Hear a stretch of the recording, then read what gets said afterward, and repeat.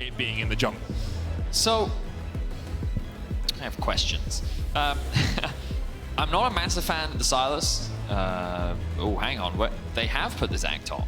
Few games has been pretty impressive, and if you look at him just in terms of lane control and damage for his team, he's topping the charts across the board. Statistically, he's had a very good performance considering he literally had 0 kills in the first week of the LEC. Yep. His health is a little bit low right now, but here's Malrang. He's always got the bloblets to come back, and Malrang comes in time. Jenax tries to get the damage down. Odo not even into the passive. Malrang with the first kill of the game. He drops the dab on it, jumping on your face. But you've also got a Lucian who can dash, and a Valkyrie from and the often. Corki. He can dash often in the late game, and then there's the Valkyrie, and it's just, yeah.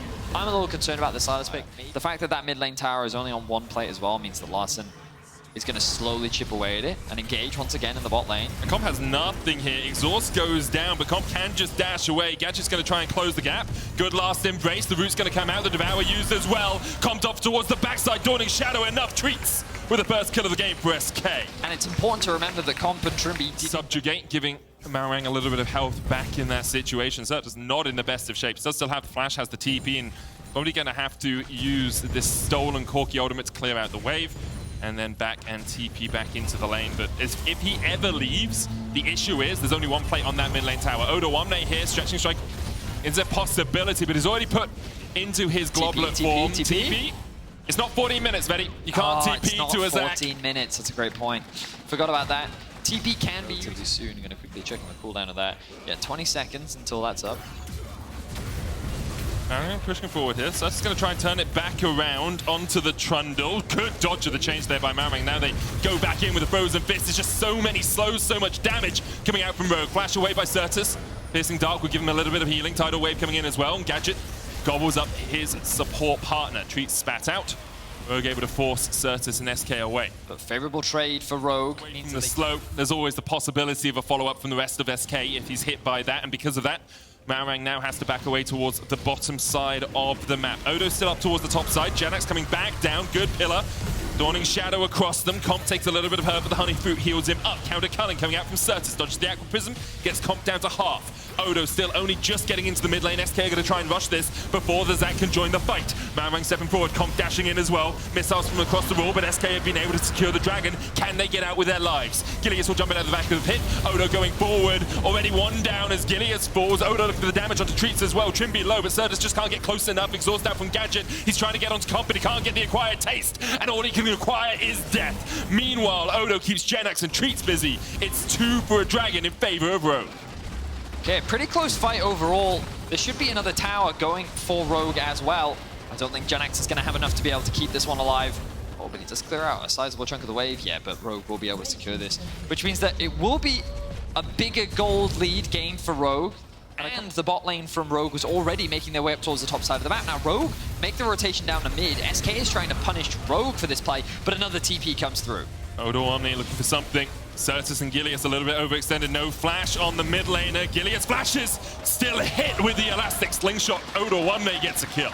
And Rogue keep their mid tower alive. Did the top tower end up dropping? I can't quite tell because of the Tom Kench icon. It's a beefy catfish. Difficult to look look around like him. For now, it's not the case. Yeah, especially with the way Larssen's like gesturing up there. Call of the Forge God coming out, and that's a lot of damage already onto Trymbi. Treatz takes the kill. Dawning Shadow used as well. Malrang trying to retreat, but he's down. And Rogue overplayed their hand a little bit there. A little bit greedy to go for the red buff. But a good response from SK. It's a weird situation right now. Obviously, the map state is in control of SK, but I've liked some of the decisions they made in terms of their tempo. Where you going, Gilius? Where you going? That was bad, man. Yeah. That was really, really bad. He doesn't have a mid perks. He was kind of griefing there. Yeah, just a little bit. Gilius a bit over eager, and because of that, Rogue are now able to take their first dragon of the game. Looks like they're starting up the Baron they as are well. Starting up the Baron, Medic. Okay. I mean, their Smite's gone, so why not? Because there's the rest of the team there. They can do a lot of damage in these sorts of situations. Remember, Malrang not with the team right now. Comp rooted up. The elastic slingshot onto the backline. Devour immediately used as they try and get Sertuss out of the fight. As well, Treatz retreating. Rogue just pushing forward. Malrang going in as well. Subjugate has been used, but the re-engage could come out. Another elastic slingshot hits onto 2.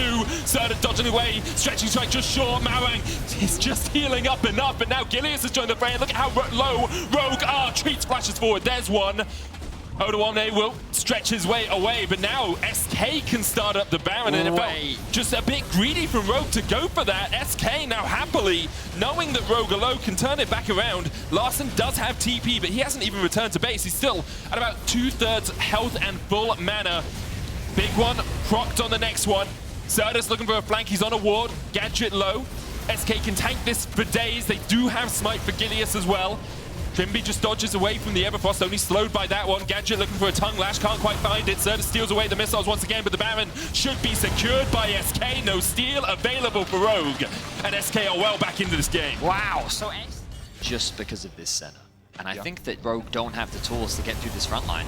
But let's see, Jenax getting collapsed on. Does still have the flash, pulled back with the stretching strike. Gilius coming in as well. He just doesn't, I mean, like, he does damage, but like, Bellows Breath going to try and stop this Dawning Shadow coming out as well, but they get enough damage down. Jenax was separated, but still no flash on Gadget or on Treatz, so Larssen can get onto this backline. It's the third dragon of the game for SK, second for Rogue. An Infernal Soul would be huge as well. Call of the Forge coming out. They look for Larssen. They get him to pop the package, and that is huge. Tidal Wave popped back. Bellows Breath being used. odoamne trying to get onto the backline, but Treatz is still alive. It's a good let's bounce, but odoamne can't find much more out of it, and now SK can reset, use the Piercing Dart to heal themselves up. A good missile coming out on Treatz as he takes a chunk, but now they can still sustain back up. The fleet on Treatz heals him up a little bit as he auto-attacks the dragon. Needs to land these rockets. It is so important to the success of Rogue's team fighting. They know where Larssen is. Gilius could look for the Q smite combination. Elastic slingshot used by odoamne, trying to get onto Gilius, but can't be shut down on the backline, and Gilius still secures the dragon. odoamne goes into mitosis across the wall as Trymbi is now the next target. Sertuss going in onto Malrang, and he's going to fall as well. And SK have found the scaling they were looking for. Elastic slingshot away by odoamne. He will survive to fight another day, but the rest of his team cannot say the same. Rogue is just falling apart. So if he charges into something, he can destroy the terrain.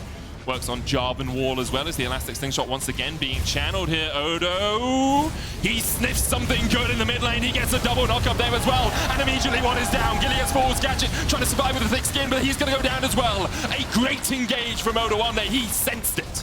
This time round, the damage was enough. Rogue could finally penetrate the armor that was SK's front line, but crucially, they've taken the smite away from SK. Now, Rogue will start the Baron with no smite to contest it. And a lot of damage coming out from Larssen. Treatz across the wall down to half. Sertuss looking for something. Missiles perhaps can build up a big one and steal this away, but the smite you have to feel will be too much for him. Sertuss across the wall, goes for it, can't find it. Malrang with the second Baron of the game. A wonder to behold. A scary proposition for SK to have to deal with. odoamne now in the side lane just continues to push in as the rest of Rogue go barreling down the mid lane. The engage comes out. Gilius looks for it, gets the kick onto Larssen, but the stopwatch is there in time, and now odoamne's come to join the fray. Jenax can't get the knock up. odoamne kills off Treatz on the backline. Sertuss dives forward, but he can only get the support, and Larssen has the range, and Rogue have the man advantage. They will push in. Nothing really SK could do about that after they looked for that engage. It was looking a little dicey for Rogue, but they were able to clean it up off of the back of another great engage from odoamne. Very well played from the top laner from Rogue, and they will look to secure themselves 5-2 after week 3 as SK falls short once more. Yeah, Jenax can be as tanky as he likes, but you can't survive that. Another cell division for odoamne. Let's see if he gets through anaphase and telophase by the time the Nexus falls. He's back. Mitosis complete, and a complete win here for Rogue.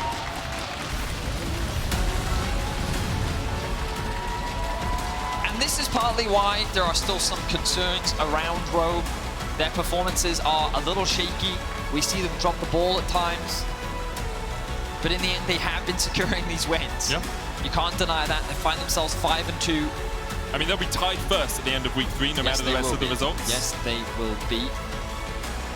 And SK, I think we saw some promising things. Ultimately, I like the draft. It just came down to that single engage in mid lane. They got caught off guard by odoamne. And then the moment that front line...